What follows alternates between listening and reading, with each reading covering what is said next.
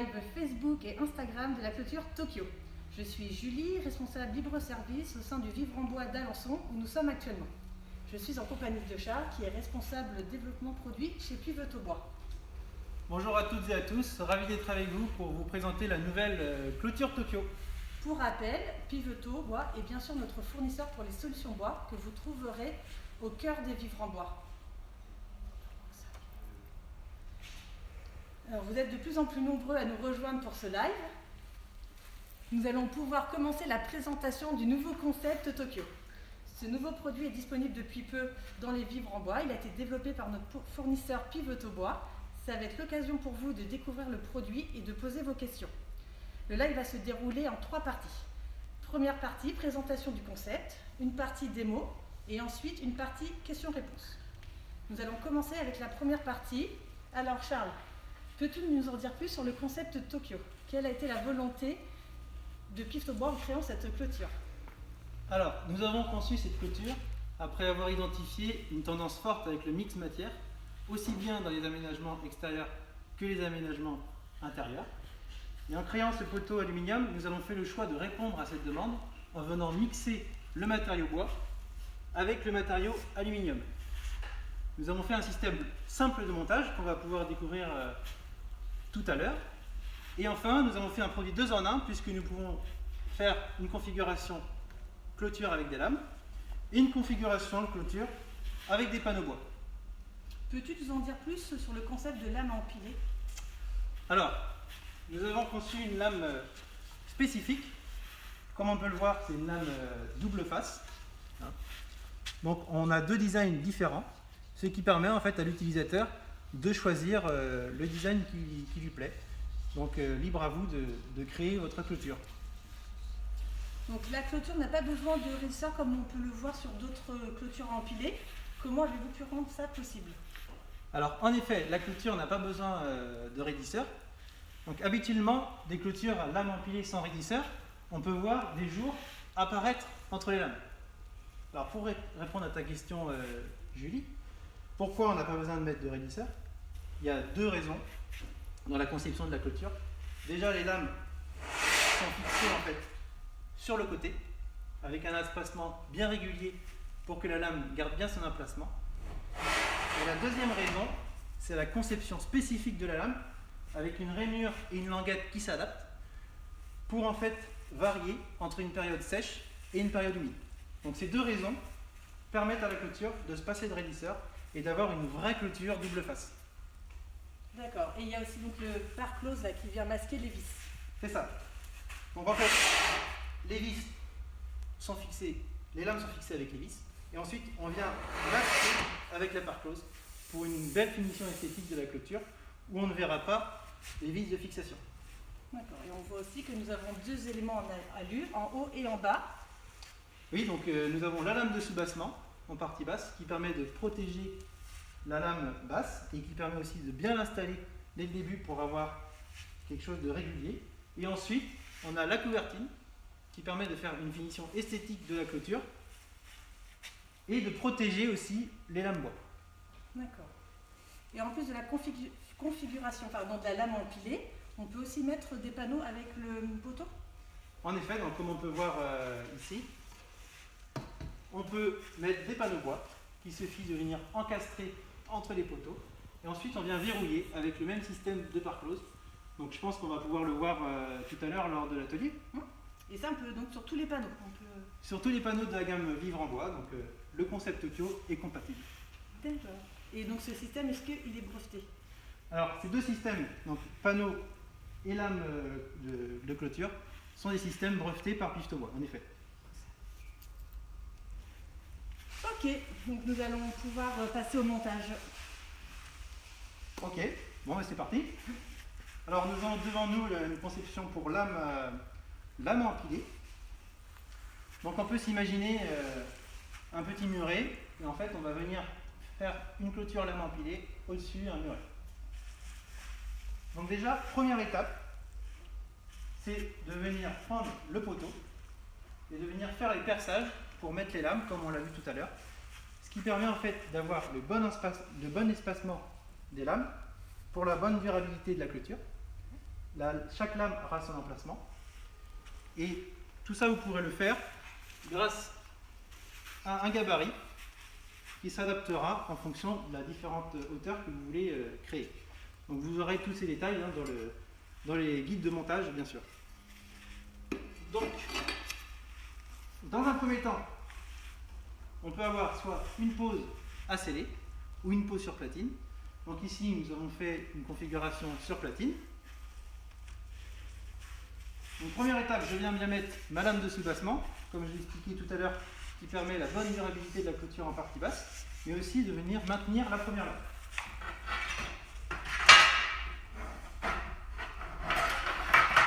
Voilà. Donc je viens fixer ma lame de chaque côté.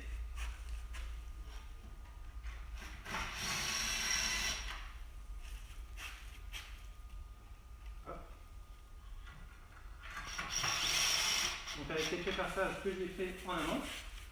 Okay. Ensuite, dans un deuxième temps, je viens mettre ma lame bois. Donc comme on l'a dit tout à l'heure, on a plusieurs choix esthétiques. Donc soit un esprit un peu plus irrégulier, ou un esprit régulier. Alors qu'est-ce que tu préfères, Julie? Et le côté régulier. Tu préfères régulier? Ok. Bon, on va partir du coup sur la conception. Design régulier. Donc j'encasse ma lame.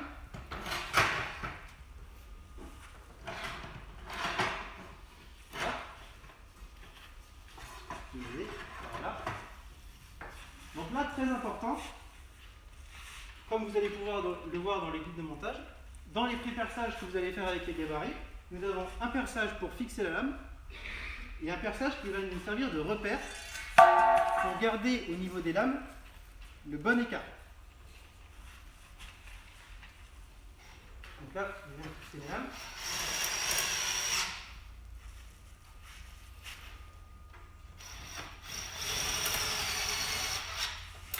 Voilà.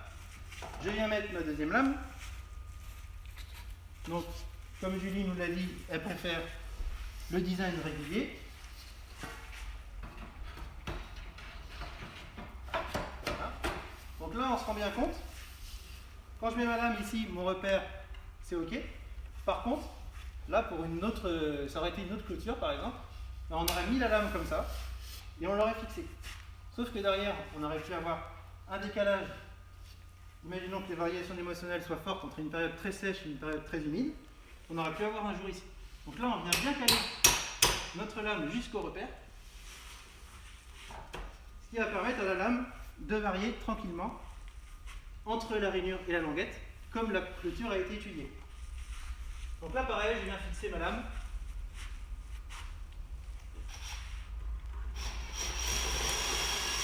Voilà, de chaque côté.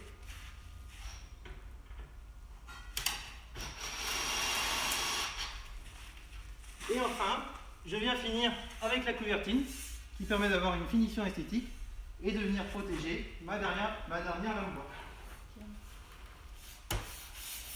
Voilà. Parfait. Et pour la fin de la clôture, comment fais-tu?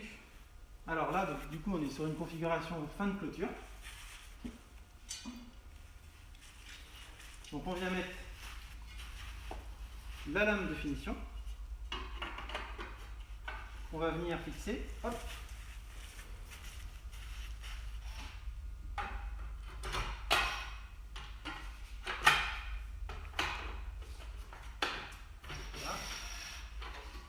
Voilà. Et ensuite, pour la finition esthétique de la clôture, je viens mettre les pare closes de finition. Qui vont masquer les vis. C'est ça. Donc si tu veux mettre une pare close.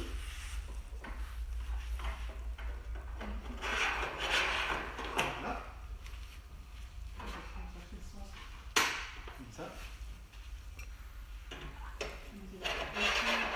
Donc là, on a une belle finition esthétique de la clôture. Et ensuite, pareil, on vient finaliser la clôture. Ainsi, voilà. Et ensuite, on vient mettre les chapeaux de poteau qui permettent de faire la finition de la clôture. Voilà pour le montage des lames. Très bien. Et peux-tu faire un angle avec cette clôture? Oui, donc pour faire un angle, il suffit de tourner le poteau à 45 degrés. Et ensuite, vous pourrez venir mettre des lames pour faire un angle à 90 degrés ou autre. D'accord. Ok, parfait. Merci Charles. On va passer au montage d'un panneau. Ok, c'est parti pour le montage du panneau. Donc toujours avec les mêmes poteaux. Hein.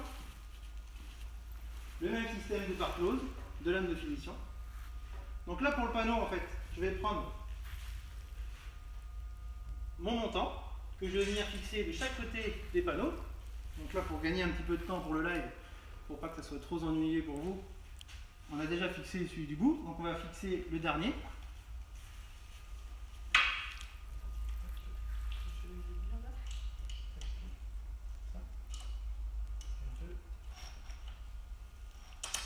Voilà.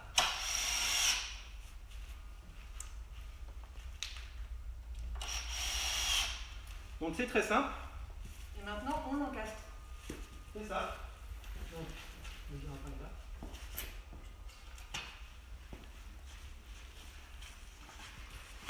Donc pour encastrer le panneau, on prend la partie basse, comme ça. On décale le panneau. On vient l'encastrer entre les deux poteaux. Et ensuite, on vient verrouiller, toujours avec la même part close, qui elle va venir verrouiller notre panneau. Hop.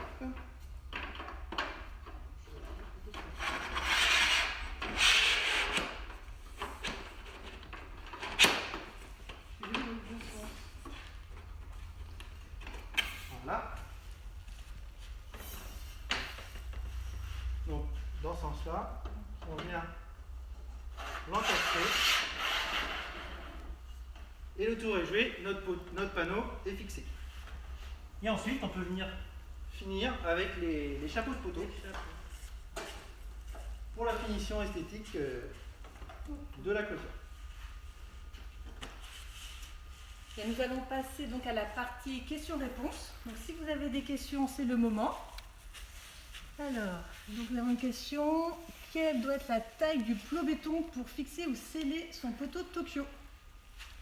Alors, donc pour une pose à sceller, du coup, ça doit être ça.